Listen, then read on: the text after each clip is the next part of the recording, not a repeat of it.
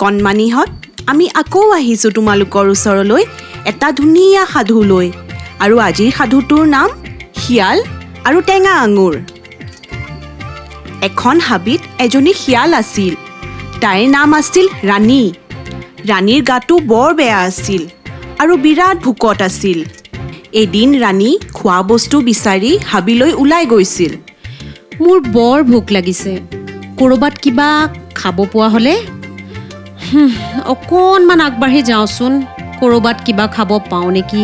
তেনেকৈ কৈয়ে ৰাণী অকণমান আগুৱাই গ'ল। আগুৱাই গৈ তাই দূৰৈত এজোপা গছ দেখিলে।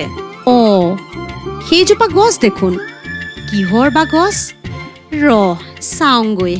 তাকে কৈ ৰাণী গছজোপাৰ ফালে চোচা ল'লে। ওচৰ পাই ৰাণীয়ে দেখিলে সেইজোপা এজোপা আঙুৰৰ গছ। মজ্জা, এইজোপা দেখোন আঙুৰৰ গছ। ভালেই হ'ল দে, বহুত দিনৰ পৰা আঙুৰ খাব মন গৈ আছিলে। আজি ঠিকছে পেট ভৰাই দবাই খাই দিম।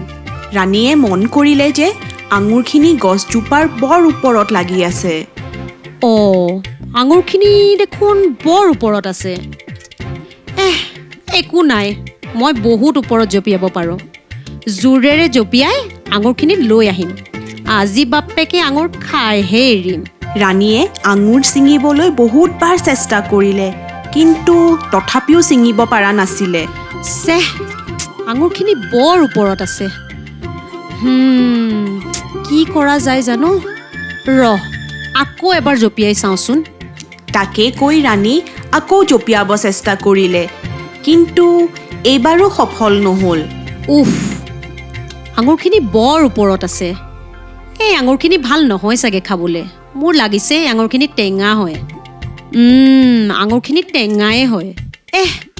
নেখাওঁ এই টেঙা আঙুৰখিনি। কোন ইমান জঁপিয়াই থাকিব? মোৰতো এতিয়া ভোকো মৰিলে। ঘৰত গৈ শুই থকাই ভাল হ'ব। ঘৰলৈকে উভতি গৈ থাকোঁ নেকি। এনেই ইমান টেঙা আঙুৰখিনিৰ লগত সময় নষ্ট কৰিলোঁ। এনেকৈ কৈয়ে আঙুৰ খোৱাৰ সপোন বাদ দি নিজৰ এলেহুৱা স্বভাৱৰ কাৰণে ৰাণী ঘৰলৈ উভতিল।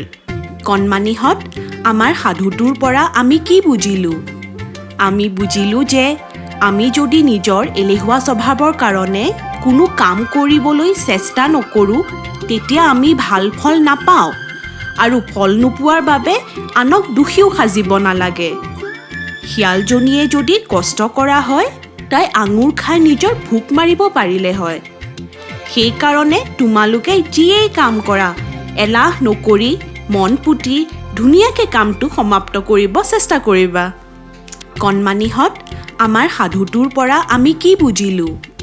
আমি বুজিলোঁ যে আমি যদি নিজৰ এলেহুৱা স্বভাৱৰ কাৰণে কোনো কাম কৰিবলৈ চেষ্টা নকৰোঁ, তেতিয়া আমি ভাল ফল নাপাওঁ আৰু ফল নোপোৱাৰ বাবে আনক দোষীও সাজিব নালাগে।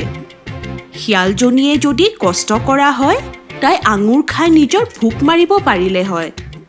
সেইকাৰণে তোমালোকে যিয়েই কাম কৰা, এলাহ নকৰি মন পুতি ধুনীয়াকৈ কামটো সমাপ্ত কৰিব চেষ্টা কৰিবা। কণমানিহঁত, আমাৰ সাধুটো শুনি কেনে পালা? যদি ভাল পালা, তেতিয়াহ'লে ভিডিঅ'টো লাইক কৰিবা, তোমালোকৰ বন্ধুবিলাকৰ লগত শ্বেয়াৰ কৰিবা আৰু আমাৰ চেনেলটো ছাবস্ক্ৰাইব কৰিবা। আমি আকৌ আহিম এটা ধুনীয়া সাধু লৈ। তেতিয়ালৈকে তোমালোকে ভালদৰে থাকিবা, মা দেউতাৰ কথা শুনিবা আৰু সময়মতে পঢ়া শুনা কৰিবা।